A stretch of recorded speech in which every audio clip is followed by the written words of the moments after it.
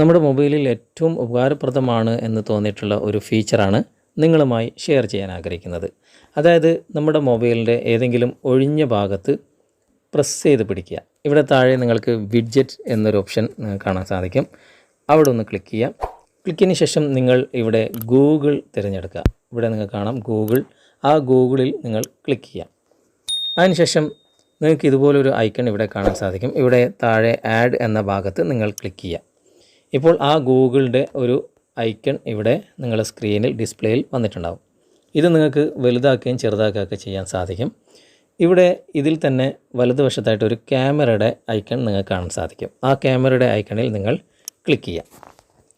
അതിനുശേഷം ഏറ്റവും മുകളിൽ ക്യാമറ നിങ്ങൾക്ക് ഓൺ ആയിട്ടുണ്ടാകും. അവിടെ ഒന്ന് പ്രസ് ചെയ്യുക.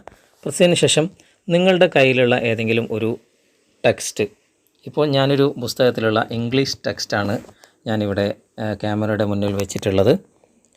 ഇത് നിങ്ങളിവിടെ ടെക്സ്റ്റ് എന്ന ഭാഗം നിങ്ങൾക്ക് കാണാൻ സാധിക്കും. ഇവിടെ താഴ്ഭാഗത്ത് ഒരുപാട് ഫീച്ചറുകളുണ്ട്. അതിൽ നിങ്ങൾ ടെക്സ്റ്റ് എന്ന ഭാഗം നിങ്ങൾ സെലക്ട് ചെയ്യുക. സെലക്ട് ചെയ്തതിന് ശേഷം നിങ്ങൾ ഇതിൻ്റെ ഒരു ഫോട്ടോ എടുക്കുക. ഞാനിപ്പോൾ ഇതിൻ്റെ ഒരു ഫോട്ടോ എടുക്കുകയാണ്. ഇപ്പോൾ ആ ടെക്സ്റ്റ് ഇവിടെ വന്നിട്ടുണ്ട്.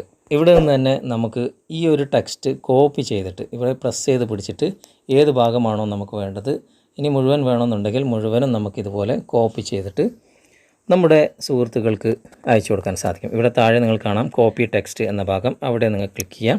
ക്ലിക്ക് ചെയ്തതിന് ശേഷം നിങ്ങൾ നേരെ നിങ്ങളുടെ വാട്സപ്പ് ഓപ്പൺ ചെയ്തിട്ട് നിങ്ങളുടെ സുഹൃത്തുക്കൾക്ക് ഇത് സെൻഡ് ചെയ്ത് കൊടുക്കുക. ഞാനിപ്പോൾ എൻ്റെ സുഹൃത്തിന് സെൻഡ് ചെയ്യുകയാണ്. ഇവിടെ പേസ്റ്റ് ചെയ്തതിന് ശേഷം ഞാനിവിടെ സെൻഡ് ചെയ്ത് കൊടുത്തു. ഇപ്പോൾ നേരത്തെ പുസ്തകത്തിൽ കണ്ട ഒരു ടെക്സ്റ്റ് ഞാനിപ്പോൾ കോപ്പി ചെയ്തിട്ട് ഇവിടെ സെൻഡ് ചെയ്ത് കൊടുത്തിരിക്കുകയാണ്. ഇനി അതുപോലെ തന്നെ വീണ്ടും ഞാൻ ക്യാമറ ഓപ്പൺ ചെയ്യാണ്. ഓപ്പൺ ചെയ്തതിന് ശേഷം നേരത്തെ കണ്ട ആ ഒരു ഐക്കണിൽ ഞാൻ ട്രാൻസ്ലേറ്റ് സെലക്ട് ചെയ്യാണ്.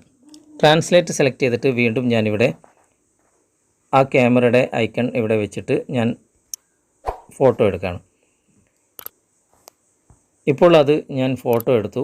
നേരത്തെ ഇംഗ്ലീഷിലായിരുന്നു ആ ടെക്സ്റ്റ് ഉള്ളത്, അത് നേരെ മലയാളത്തിലായി. ഏറ്റവും മുകളിൽ നിങ്ങൾക്ക് കാണാം ഇംഗ്ലീഷ് ടു മലയാളം എന്നുള്ളത്. നിങ്ങൾക്ക് ആവശ്യമുള്ള ലാംഗ്വേജ് ഇവിടെ സെലക്ട് ചെയ്ത് കൊടുത്താൽ മതി.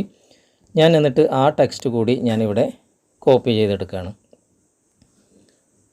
അതിനുശേഷം കോപ്പി ടെക്സ്റ്റ് ഇവിടെ കൊടുത്തു. അതിനുശേഷം വീണ്ടും വാട്സപ്പ് ഞാൻ സെലക്ട് ചെയ്തിട്ട് ആ സുഹൃത്തിനെ നേരത്തെ കോപ്പി ചെയ്ത് അയച്ചിട്ടുള്ള അത് തന്നെ ട്രാൻസ്ലേറ്റ് ചെയ്ത് ഞാൻ അയച്ചു കൊടുക്കുകയാണ്.